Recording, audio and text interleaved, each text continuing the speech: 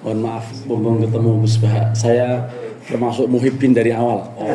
Jadi YouTube-nya nggak pernah lewat. Gini Gus Bah, saya kalau di pengadilan diminta nggak bantu pengacara itu suka bingung. Sebetulnya yusikumullahu fi auladikum lidzakari mithlu hadzil unthayain itu masuk alat faur atau alat tarohi. Jadi kalau alat tarohi imbasnya berubut terus, atau boleh kita menyampaikan kepada sahibul musibah bahwa 40 hari harus dibagi atau seperti apa. Dan yang menasah kutiba alaikum idza hadara ahadakumul mautu in tarakati khairul itu ayat mawarith atau la wasiyata li warithin. Syukran. Matur suwun. Karena itu banyak enggak pas ya. Yang itu pendek. Nurul Irfan. Yang lain dengerin boleh enggak agak apa-apa. Begini ya. Jadi sebetulnya faraid itu gampang sekali. Saya sering bilang ke orang-orang soleh yang tadi. Terus anak istri, anak perempuan saya itu bisa cintai dengan anak laki-laki. Jadi warisan bisa bilang. Solusinya itu gampang. Kalau nggak ingin seperti itu hibah. Semua orang soleh, orang soleh itu. Kalau nggak ingin dibagi model wasiat atau warisan, pakai itu juga. Karena kalau sebelum mati itu nanti pembagiannya normal atas nama apa? Hibah. Kalau kadung mati itu kan dia nggak punya ikhtiar, maka kembali ke wilayah tua. Jadi kalau kadung mati ya mau nggak mau harus pakai tarois. Lah nanti kalau di keluarga itu janggal, misalnya Mas Hafiz punya adik cewek yang dia cintai, kan kamu sudah jatah saya ambil kamu, kan gampang saja sebetulnya. Jadi kalau atas nama tirkah, bil roksa, aturannya seperti itu. Tapi fil Islam kan bisa nakul milki lewat hibah, lewat macam-macam. Soal fauron tidak itu kondisional. Misalnya saya Pak TGB kan masuk ke makmur, masa iya ke susu bagi apa? Warisan. Kalau saya kasih masuk ke susu, itu kan. Jadi soalnya tadi mahasin adia, masa orang makan ke susu kok? Misalnya Pak ini, mana rektor, masa mantan rektor, bapaknya mati rebutan, padahal hanya motor butuh, kan dia panas-panasin itu berapa ada butuh. Makanya hebatnya Quran itu hal seperti itu nggak diterangkan, memang disengaja supaya kefian bebas mungkin kan. Jadi saya melihat di sarang orang-orang soleh, kata-kata lebih mencintai anak putih karena kasihan kan. Ya pakai juga. Itu selesai betul ya, terus belum meninggal itu selesai nggak ada terjadi. Ya masalah yang taruh kasih wasiat enggak, kalau lain satu Quran sudah jadi nanti pasti pakai ada padanan ayat yang sama meskipun itu dengan bentuk musmalah kata Imam Syafi'i, tapi tetap lain satu Quran apa?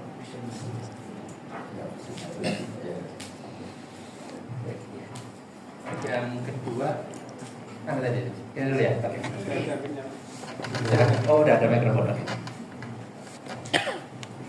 Bismillahirrahmanirrahim. Assalamualaikum warahmatullahi wabarakatuh.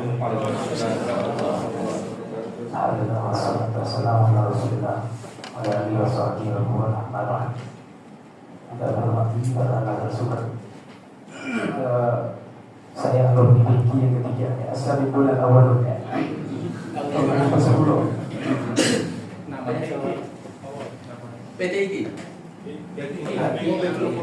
Alumni Biki yang ketiga. Angkatan awal. Ya, kan saya bilang As-Sabiqun al-Awwalun.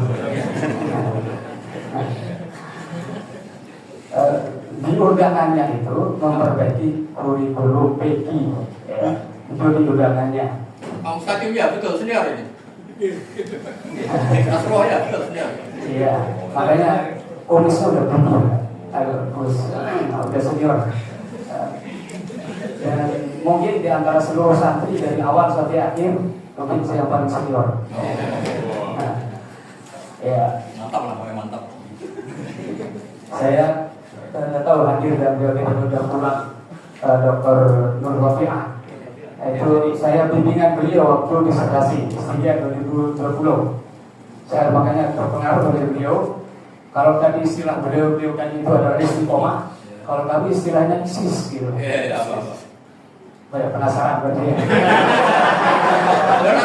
Nanti sebut organisasi ya. Kamu jadi apa Mam kalau di ISIS? Enak bikin penasaran ya. Meninggalkan suami istri sana. Gimana Pak Imam?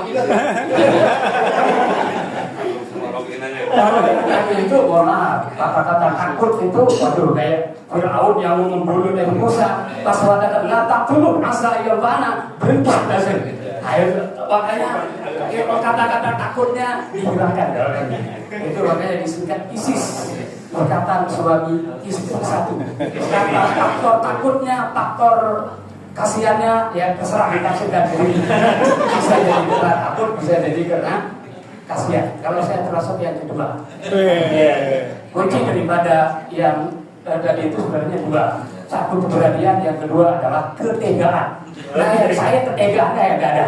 Kalau keberanian, insya Allah takut sama Allah. Ya, tadi gulung-gulung terus beliau ya sedikit ya. Tadinya mau nyampaikan tentang memang bagaimana Becky seharusnya ke depan. Ya. Harusnya tadi pas lengkap. Iya, tapi keduluin terus ya. Saya agak kecil ya.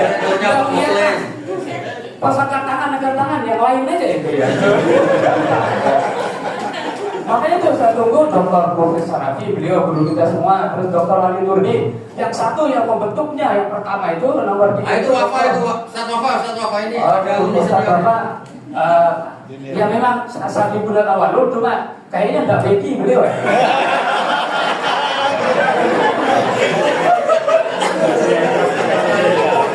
Oh gitu ya. Ya, saya tadi belak-belakan nggak ada beliau itu. Saya termasuk orang yang tidak bisa ngatur ya ucapan. Ya dari dulu. Kalau beliau tahu lah, saya dari Sobat, Gimana pertanyaannya? tangga beliau saya 2 kilo dari beliau. Orang Somad biasanya berani nggak? Ya berani mati juga. Dia paham. Ya makanya saya termasuk biasa dikasih ngomong kalau di depan-depan. Kenapa? Karena terlalu berani dalam ngomong.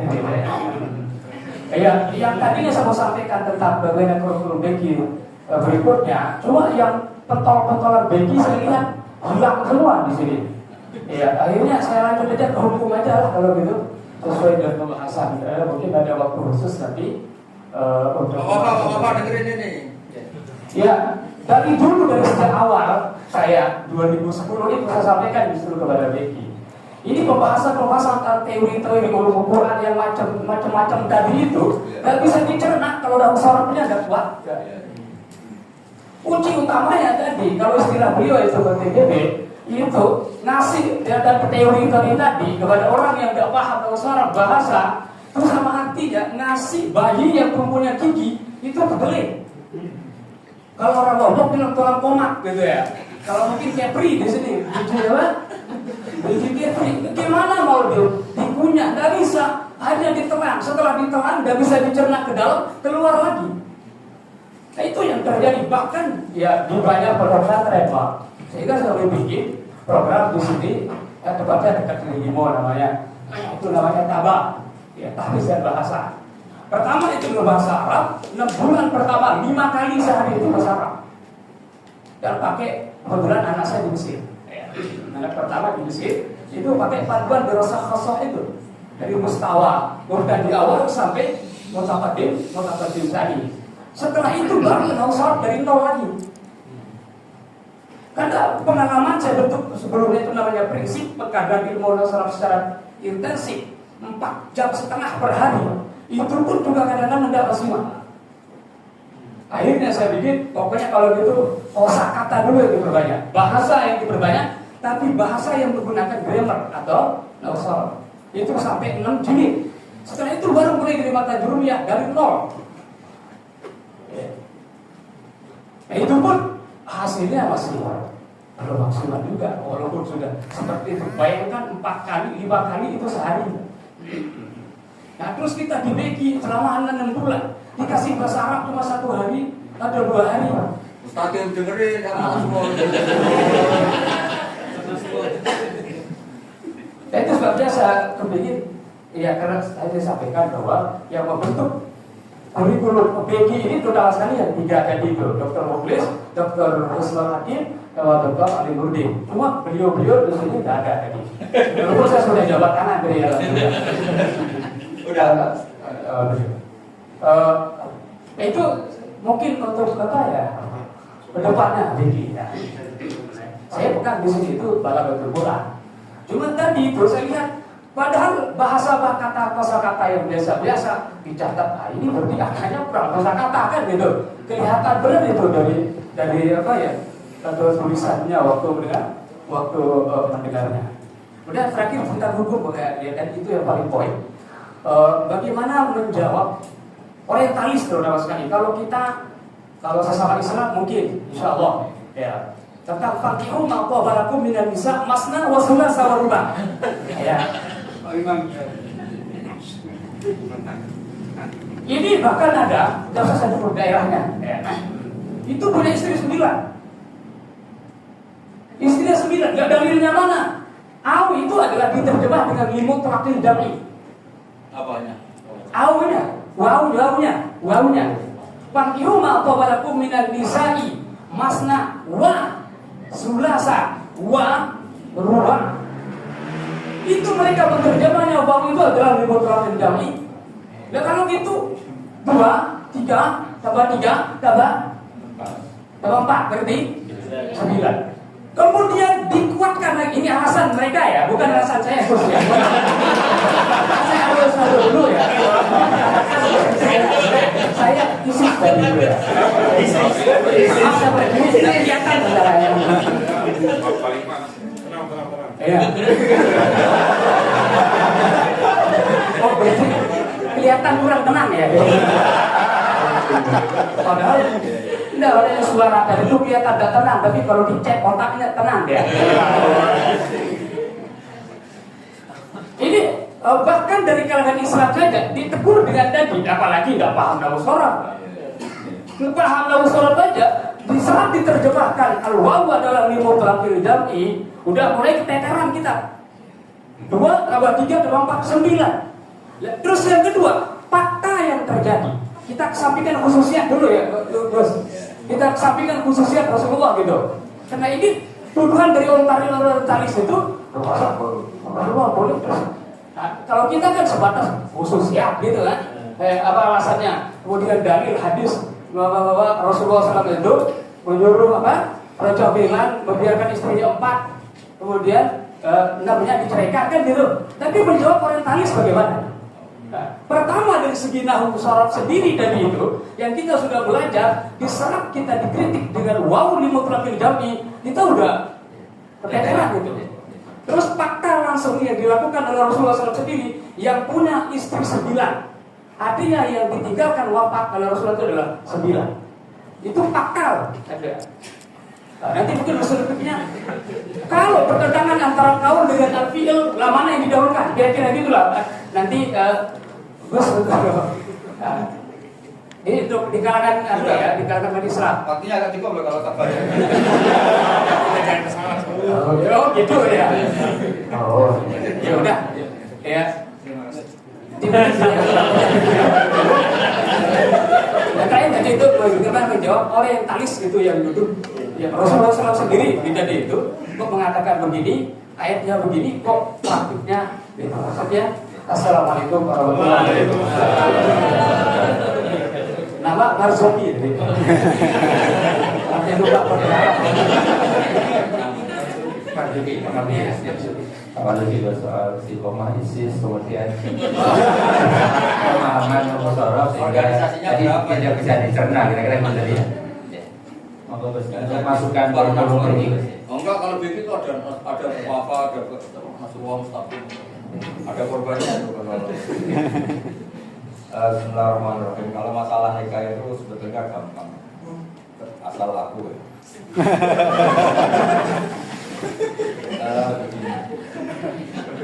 Di kitab hikam itu, Mama Marzuki pernah ngaji hikam? Setidaknya pernah dengar kitab hikam. Sampai tuntas belum bu? Belum. Tapi hikam yang Ibnu Athaillah. Ya, alhamdulillah. Ilahi annaka ta'lamu minni. Ya, tersanya wa ilam tadumi ta'atun ini filan jasman fakot dapat mahabbatan rasmi. Kalau saya dalam konteks syariat fakot dapat hujatan. Tapi ini saya pernah isi termasuk di UI sama Bapak Tuhan. Anda tidak perlu mengatakan Nabi itu punya khususiyah, tapi Anda bisa berpikir begini. Perempuan itu potensi jadi objek seksual secara salah, juga potensi alami resiko macam-macam. Sehingga menolong perempuan satu pasti kita sepakat baik. Kalau dua ya lebih baik, kalau tiga lebih baik. Pertanyaan sebaliknya menelantarkan satu ya jelek, apalagi dua, apalagi tiga. Dan yang di depan saya kayaknya potongan-potongan menelantarkan. Artinya gini, mahabbatan wa hujatan itu begini. Kalau Anda tidak berani nikah 2, 3 karena ISIS tadi. Tapi jangan menghilangkan teori argumentasi. Kalau nolong orang satu baik, pasti 2 itu lebih baik, 3 itu gak bisa terbantahkan. Kalau nolong orang satu baik, pasti 2 lebih baik. Tapi posisi nolong ya, tidak menerantarkan ya. Sehingga misalnya kita ditanya kisos, mau kisos itu kayak gak manusia itu. Tapi kita secara bicara, masa iya anak kita dibunuh, yang bunuh hanya dapat ganjaran hukuman 10 tahun. Bagi korbannya itu mau betul-betul. Orang lain enak saja ngamati nggak apa-apa lah dan di penjara. Coba kalian dibunuh itu anak kamu. Terus upah bagi kotel ganjaran dan hukuman. Itu hujatan. Jadi Anda juga harus berikan full valid hujat itu. Nah, masalah khususnya dikesampingkan itu tidak bisa di mana-mana obat yang berbeda. Pasti ketentuannya itu berbeda. Jadi hadis yang iftar min duna arba'in yang masalah bilan itu harus menjadi mansus bahwa kita hanya boleh maksimal 4. Bukan kembali lagi ke wau macam-macam. Karena wau yang di Quran itu beda dengan teori nahwu. Seringnya malah litatif juga. Bukan kalau di bahasa biasa ja'a zaidun wa amr, mungkin amr datang dulu, yang penting sama-sama datang. Jadi Quran tidak bisa kayak inna sofal marwata min sya'irillah kata anabiyah ibda'u bima badaw. Kedua di masalah wudhu itu semuanya pakai wawu. Kalau itu 2 idea pun tidak ada. Kalau hadim naklum boleh takdimul aidi alat taksi atau takdimul arjul alat aidi. Padahal atasnya pakai. Nah, maksud saya Pak Marzuki, jadi kalau kita tidak bisa mencerna tentang kita, misalnya kita nikah 2, 3 pasti terlantar atau pasti chaos.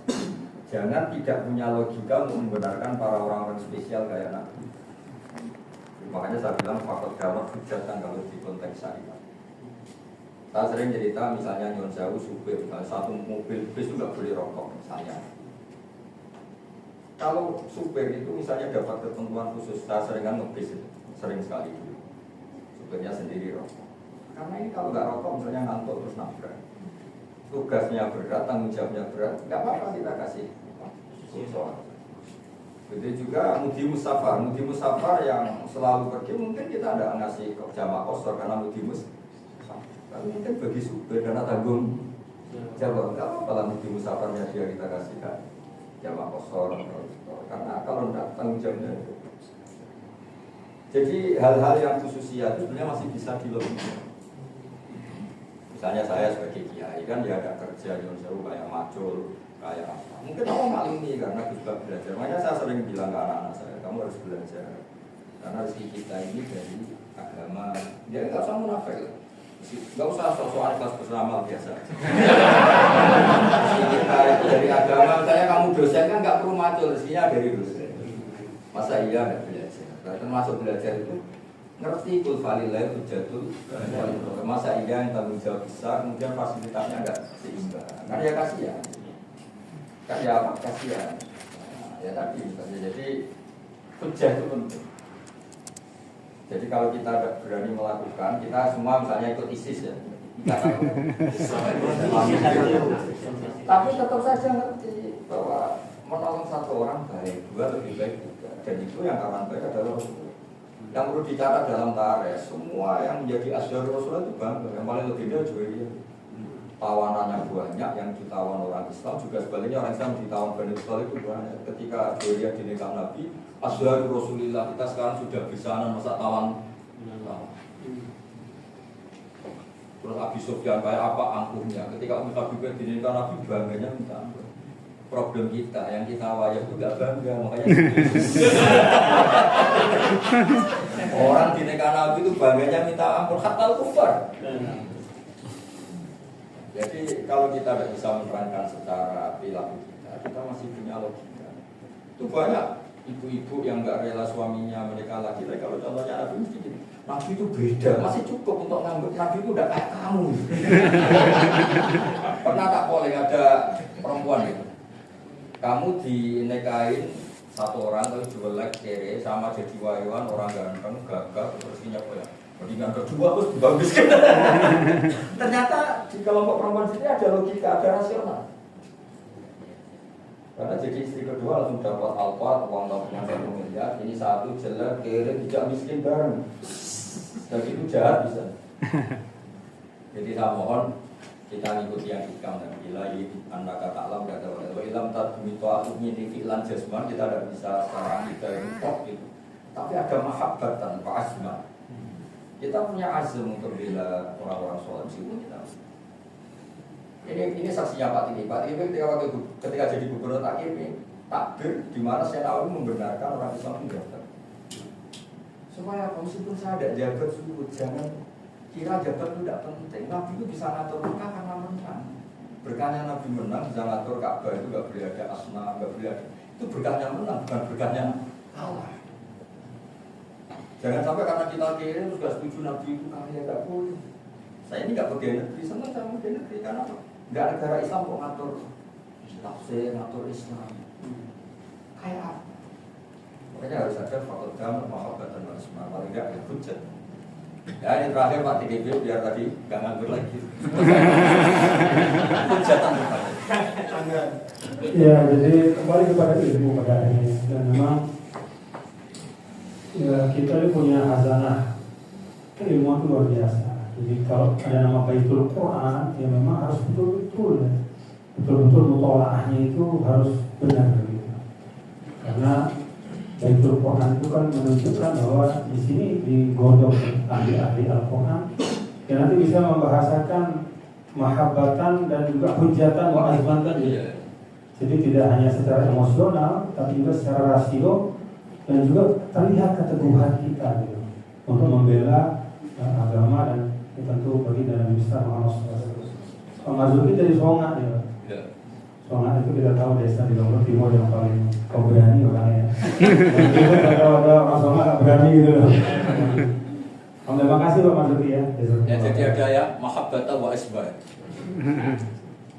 Saya tambah lagi ini penting. Dulu itu ini saya punya kenangan betul. Mbak Memun itu kayak apa dulu. Tapi putranya ada wakil gubernur Bekasi. Di Lombok juga ada gubernur pernah ya. Itu banyak dia yang nyala misalkan satu dan dan kita termasuk yang diminta sama Memun menjelaskan. Hanya baca ayat am yasudunan nasa alama atau mu'min faqad ataina ala ibrahim kita wa ataina bukan optimal. Fal mulku la yunafis sholat. Yang banyak orang-orang sholat yang apa? Jabat. Jangan karena kita ada jabat terus dia respect sama orang Islam yang apa? Tidak jabat. Berkahnya jabat itu ada tuh. Barokahnya orang-orang Islam yang jabat masjid itu semua alun-alun haji diurus apa-apa. Jangan karena kita, makanya Pak TGG tetap ini. Saya tahu beliau punya jadi beda. Kalau ujian dari saya nggak jabat itu beda, nggak legitimasi. Kalau yang biasa jabat nggak ada jalurnya dicari-cari.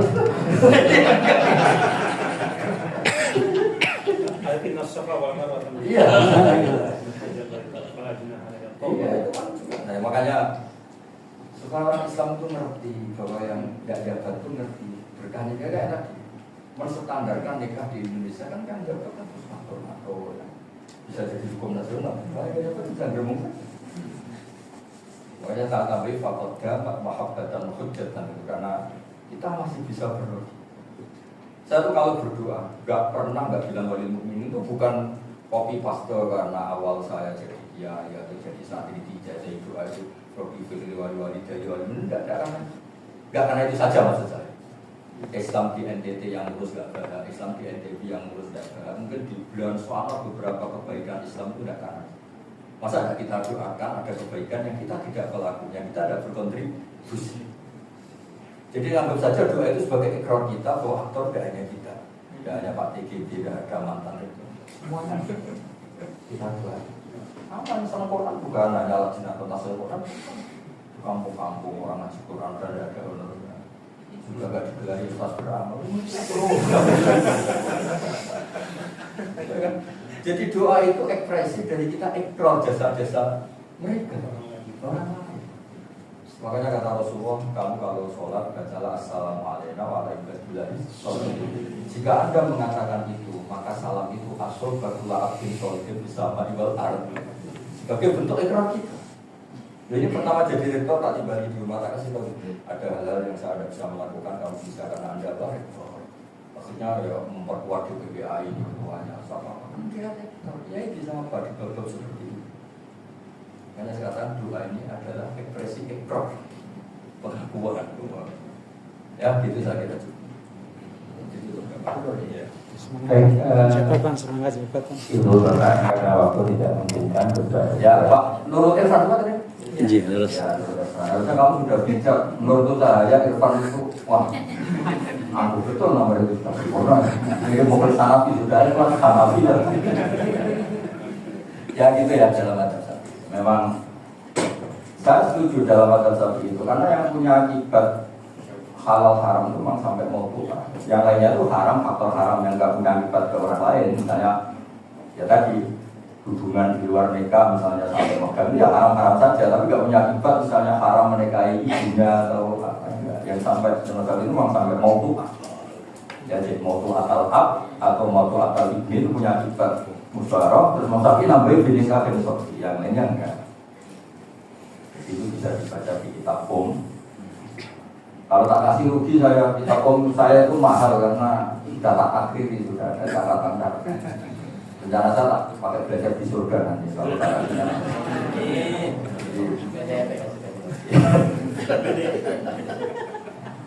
Nah ini yang Mbak siapa ini bisa sedikit Mbak Nur Rofiah itu gini ya, ibu-ibu.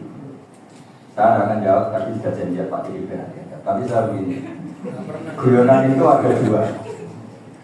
Ada guyonan yang supaya orang itu nggak sepanang. Karena zaman Nabi itu juga sering guyonan karena memang ada hal sensitif yang harus disampaikan pakai guyonan. Dulu Sayyidah Aisyah itu sangat-sangat tidak suka kalau Nabi muji-muji Khadijah. Dengar suaranya halo, saya ingat Khadijah, potong kambing, panganan Sayyidah Khadijah. Ketika Sayyidah Aisyah itu nggak suka sama Sayyidah Khadijah karena dipuji Nabi, itu gantian Aisyah yang nggak suka Khadijah, gantian karena Fatimah nggak suka sekali sama Aisyah karena nggak terima ibunya dipuji. Sayyidah Fatimah itu nggak terima. Sayyidah Fatimah minta ke Nabi, ya Nabi engkau bisa nggak berhenti supaya Aisyah nggak Fatimah ibu kita, ibu saya. Kan kata-katanya kan, ya Rasulullah masa engkau ingat terus Khadijah? Padahal waktu padahal dia sudah ajus, sudah sepuh, sudah ganti yang lebih fresh. Saya ini perawan ini, kok masih kalah bersaing sama Khadijah. Terus Sayyidah Fatimah kan mati. Nabi cara aja itu bagus. Bilang sama Aisyah, apapun juga kamu itu perawan dapat juga. Tapi kalau ibu kamu Khadijah itu jangan dapat Joko. Enggak terus neraka kamu apa enggak? Jadi supaya relax jawabannya itu kayak ini kelompok-kelompok takut istri supaya kita istiqomah itu orang Islamnya. Karena melawan istri gak bisa, bisanya ya geremeng-geremeng. Masuk. Ada guyonan yang memang takhir, itu yang nggak boleh. Jadi Quran sendiri juga gitu, karena kalau dalam bahasa bapak saya itu andaikan Anda jadi korban kayak. Makanya dulu bangun itu luar biasa.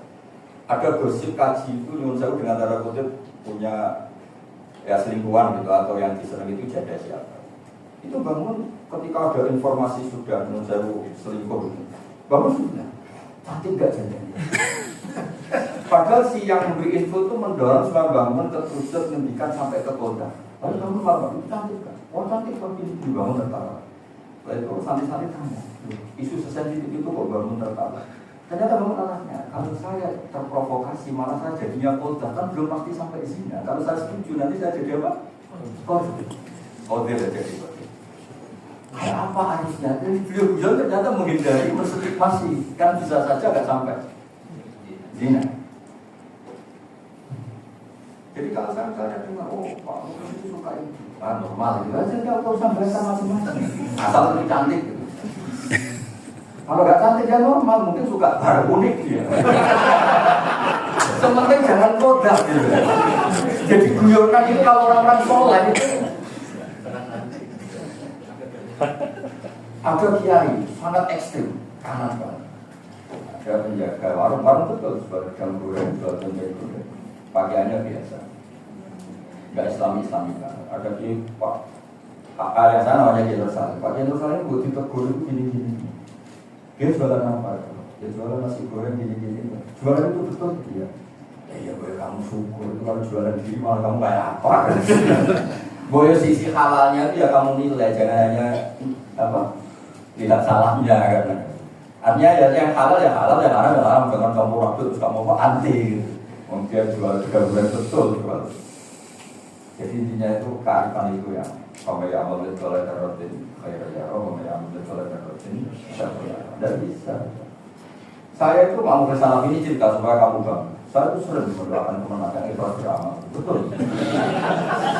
Gak semua orang berani maklumatkan ikhlas, tidak semua. Kedua itu lembaga negara Indonesia itu bukan negara Islam, tapi punya kemenang, punya yang namanya, punya tafsir. Itu gak gampang. Dulu saya sering berjual nama Basal, yang dulu rasa betulan ya kalau Basal istiqomah. Kata Basal di ujian saya, kamu itu belum alim betul, kalau belum bisa menitipkan fikih ke hukum negara. Dia menetapkan KUA. Anak-anak KUA itu banyak nggak bisa ngaji, tapi sesuai prosedur fikih. Misalnya kalau ada bapak, betul kamu bapak kandung, nggak bapak angkat, nggak bapak tiri, karena itu diajarin yang saya jadi wali itu bapak kandung. Artinya Pak Mukhlis betul ide tafsirnya dilewatkan kemenang. Itu menjadi hukum negara itu hebat. Tapi harus benar ya. Tapi apapun itu. Haji misalnya, saya itu sering minta konsultasi sama KPI. Apapun alim kita, hebat kita, kamu kan terbatas. Tapi kalau aturan haji lewat Kemenhas, syarat sah hukum itu menjadi aturan nasional, itu kan luar biasa. Makanya kata bahasa itu, itu orang hebat, orang menitipkan hukum agama ke negara. Nah ini alhamdulillah, makanya saya termasuk yang saya punya Pak pernah menteri agama. Pak Mukhlis pernah ingin apa tidak tahu. Masih ini. Ya selanjutnya ini Pak TGP biar gak nganggur. Jadi udah dua kali dibilang biar gak nganggur. Tapi nggak apa-apa, kita mampu kita bilang mampu. Ini Bu Nur tadi ya, Bu Nur. Saya gini Bu Nur. Kalau kita membaca semua karangan ulama, sebenarnya mereka sudah menghasilkan faktor-faktor di luar bahasa, di luar riwayat untuk memahami Al-Quran. Termasuk disampaikan oleh Gus Bahar tadi ya. Jadi ketika menafsirkan misalnya para ahli hukum mengambil dari warawat hukum allati fi hujurikum min nisaikum dan seterusnya itu kan fi hujurikum kharaja makhrajal qaul. Jadi itu semua menghasilkan sesuatu karena kan tidak ada dalam teks, tidak ada dalam riwayat juga. Itu melihat kondisi sosial yang ada bahwa yang namanya anak angkat itu biasanya tinggal anak tiri itu tinggal sama ibunya dalam satu rumah, atau bahkan juga termasuk misalnya wala tukrihu fatayatikum ala al-birra in aradna tahassuna. Kata in aradna tahassuna itu kan sama juga ya. Tapi diambil di sini pemahaman bahwa bukan berarti kalau perempuan itu mau untuk berzina sendiri maka boleh gitu. Bukan begitu, tetapi in aradna tahassuna adalah memang kebiasaan ya. Semua perempuan yang ingin menjaga dirinya. Bukan berarti kalau yang tidak mau menjaga dirinya dia boleh berzina, bukan.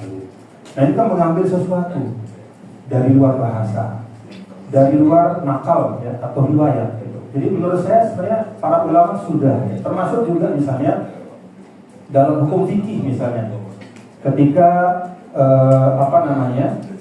pembolehan ya menikah pada usia yang menurut kita hari ini itu usia anak-anak. Tapi kenapa boleh? Ya karena pada waktu itu kematangan biologisnya beda. kematangan psikologisnya juga beda.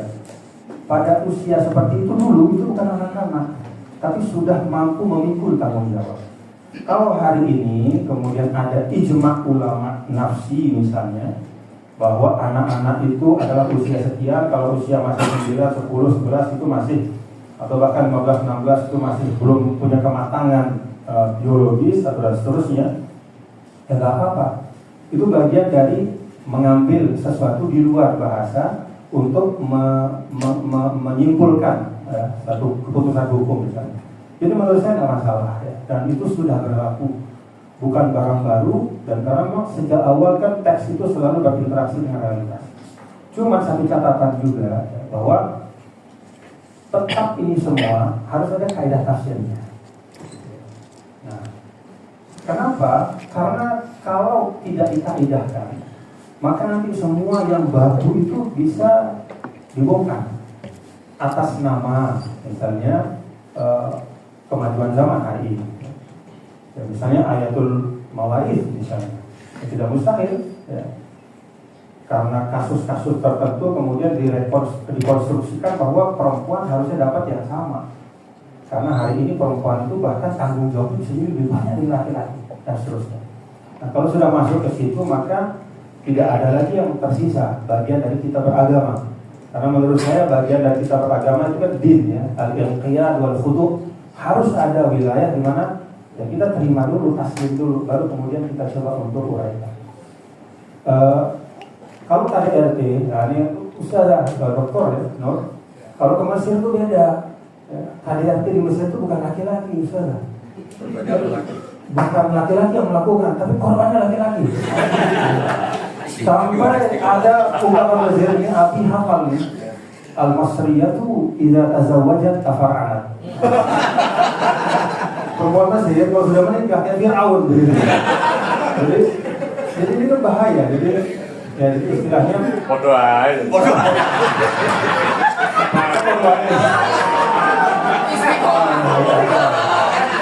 Ini bukan saya maksudnya.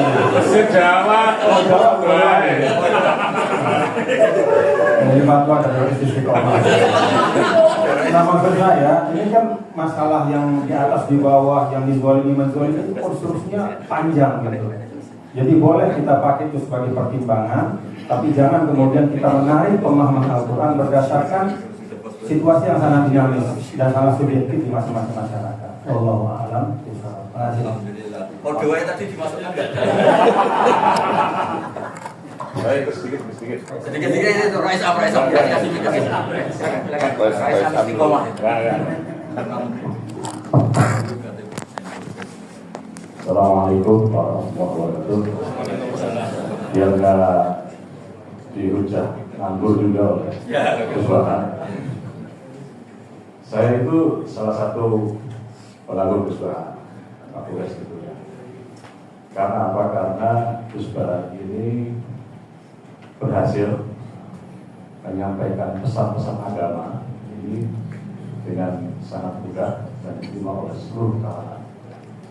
Bahkan hari ini kita berguru kepada beliau dengan mengutip dari Syekh Ma'arif dengan kata kunci kewakilan bahwa ternyata menjadi Islam yang minimalis itu cukup dengan lupa maksiat, lupa untuk melakukan hal-hal yang tidak diajarkan oleh agama. Dan itu ternyata menjadi alasan sekarang banyak orang itu wis gak apa-apa mbak tahajudan banget, seperti gak maksiat. Nah, dalam konteks ini tadi saya diskusi dengan Gus Baras sebelum acara. Gus, ini harus diamplifikasi, ini yang bicara harus Gus Baras. Karena saya kelihatan banyak kiai-kiai pesantren, Gus-Gus itu meninggal di usia muda. Karena biasanya penyakitnya kalau udah jantung gula. Ini harus ada fatwa fikih olahraga. Jadi bahwa olahraga itu mendorong orang untuk ghilah, lupa dengan maksiat. Tetapi dia juga kalau kita merujuk dalam maqasid syariah, berolahraga itu kan untuk menjaga diri, itu nafsu. Ini jarang sekali. Kita dulu pernah sekjen PBNU, makanya pinter gitu. Pak Gores, ngapunten.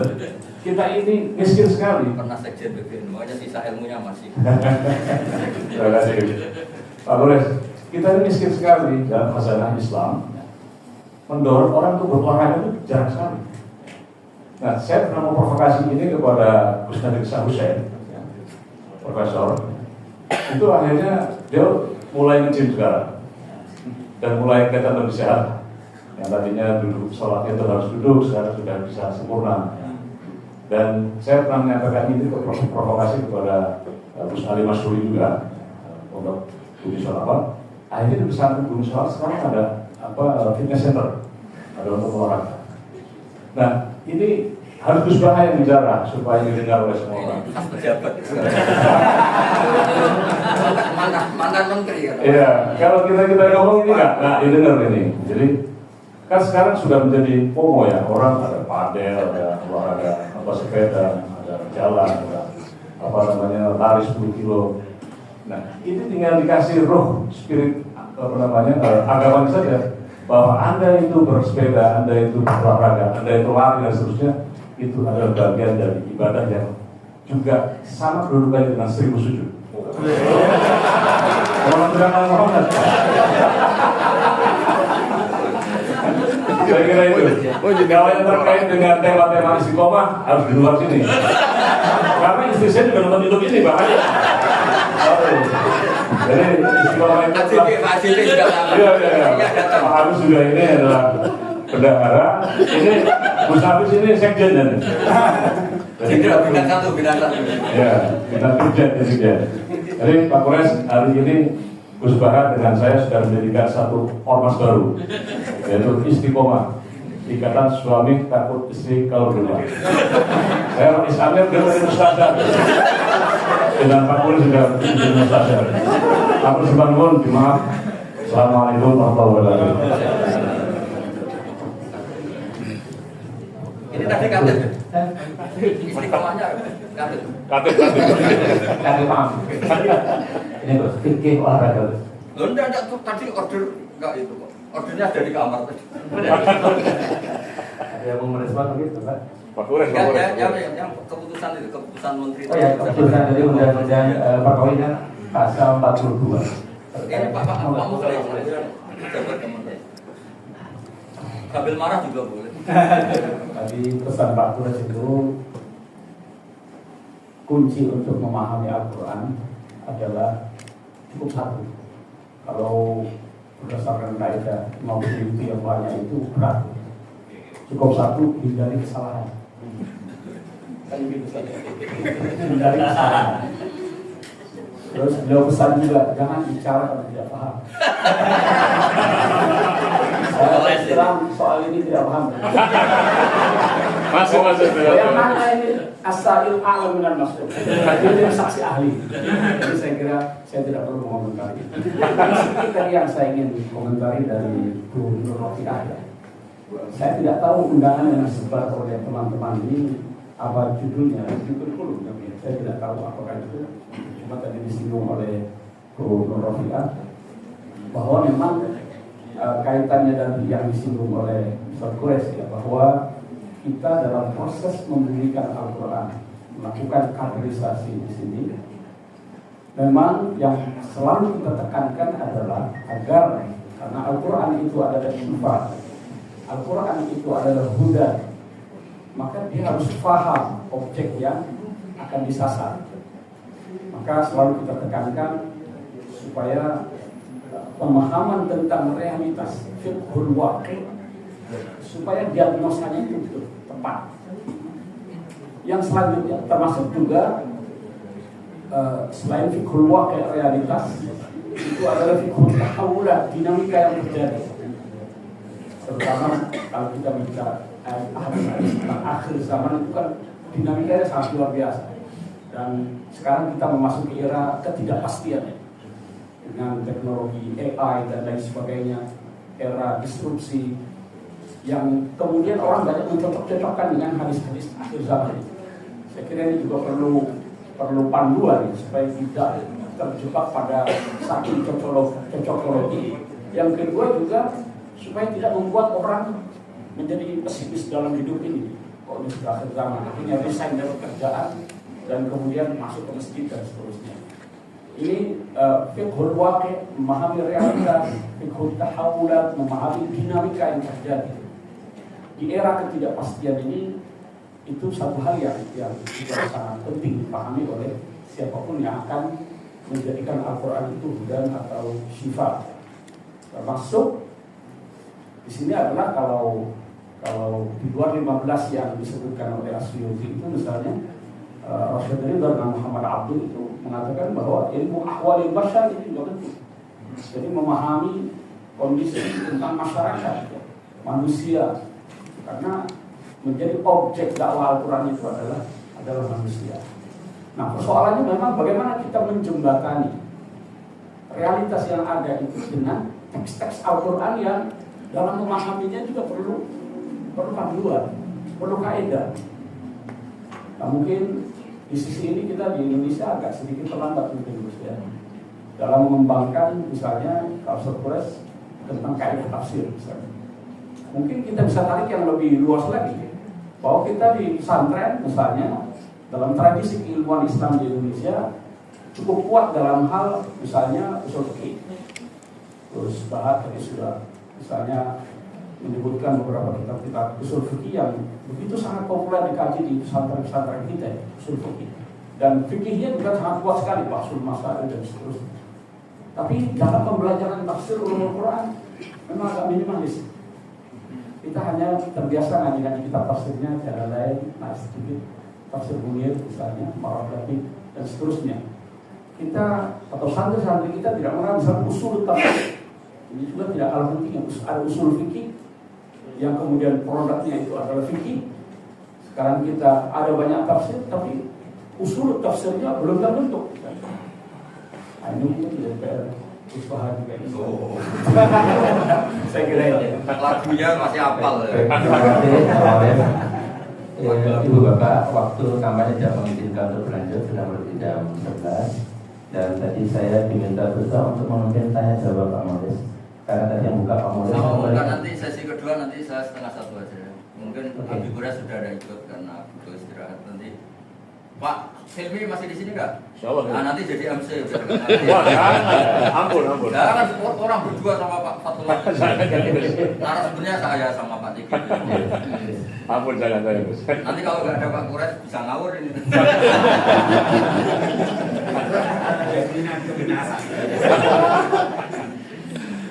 Baik, Ibu Bapak, nanti ada sesi kedua jam 12.30 di ruangan yang sama. Nanti Habib Quresh pokoknya pamit dan yang akan didampingi oleh Gus Bapak. MC-nya Pak Hilmi mantan